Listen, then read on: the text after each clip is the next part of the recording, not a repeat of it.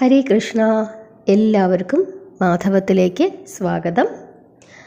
എല്ലാവർക്കും ചൈത്ര നവരാത്രി ആശംസകൾ. മറ്റൊരു പ്രധാനപ്പെട്ട കാര്യം പറയാനാണ് ഇന്ന് വന്നത്.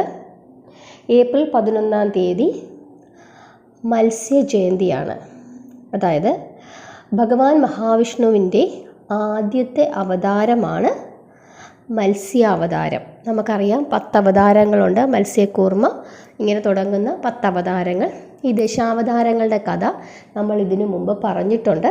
നമ്മുടെ ചാനലിൽ പ്ലേലിസ്റ്റിൽ എന്തിനാണ് ഭഗവാൻ മത്സ്യാവതാരമായി അവതരിച്ചത്, മത്സ്യത്തിൻ്റെ രൂപത്തിൽ അവതരിച്ചത്, വരാഹം, കൂർമ്മം, ഇങ്ങനെയുള്ള കഥകളെല്ലാം തന്നെ നമ്മൾ പറഞ്ഞിട്ടുണ്ട്. അത് ദശാവതാരങ്ങൾ എന്ന് പറഞ്ഞ ഫോൾഡറുണ്ട്, അതിനകത്ത് കിടപ്പുണ്ട്.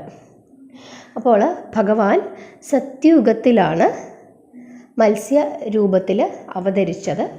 4 യുഗങ്ങളാണ്, അതൊക്കെ നമുക്കറിയാം. അപ്പോൾ ഭഗവാന്റെ ആ അവതാര ദിനമാണ് ഏപ്രിൽ 11 വ്യാഴാഴ്ച ദിവസം. മഹാവിഷ്ണു മത്സ്യരൂപത്തിൽ അവതരിച്ച ദിനത്തിൻ്റെ വാർഷികമാണ് ഏപ്രിൽ 11.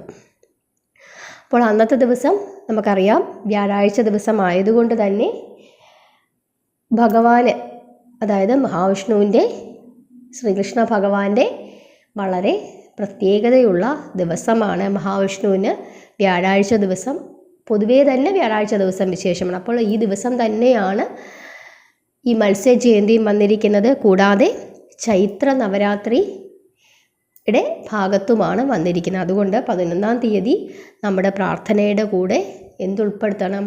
ഭഗവാൻ മഹാവിഷ്ണുവിനെ ഉൾപ്പെടുത്തണം. അതുകൂടാതെ തന്നെ മഹാവിഷ്ണു ക്ഷേത്രത്തിൽ ദർശനം നടത്താൻ പറ്റുന്നവരെല്ലാവരും തന്നെ ഭഗവാൻ മഹാവിഷ്ണുവിൻ്റെ ക്ഷേത്രത്തിൽ ദർശനം നടത്തുക. അദ്ദേഹത്തിന് നെയ്യ് മേടിച്ചു കൊടുത്ത് വിളക്ക് കത്തിക്കുക.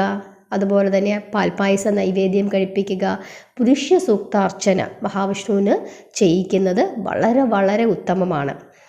അത് ചെയ്യാൻ പറ്റുന്നുണ്ടെങ്കിൽ നിർബന്ധമായും എല്ലാവരും പുരുഷ സൂക്താർച്ചന മഹാവിഷ്ണുവിൻ്റെ ക്ഷേത്രത്തിൽ നടത്തണം.